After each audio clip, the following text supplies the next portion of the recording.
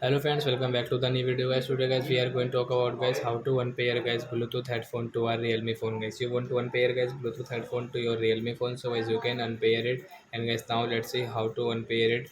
In this video guys I will show you guys. And guys you want to forget and guys you want to remove guys your Bluetooth headphone network, so guys you can remove it also.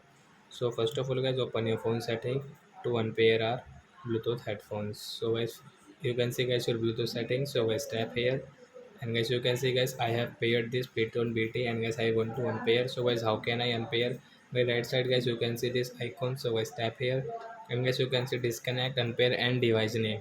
So guys let me tell you one thing guys, you want to change guys your Bluetooth device name, so guys you can change from here, but guys I will not change. But guys if you want, so guys you can change. And guys now you can see unpair option, so guys we will click on unpair. Then guys, so guys our Bluetooth headphone will unpair to our Realme phone. Then guys we cannot use our Bluetooth headphone guys, we will have to pair again if we use.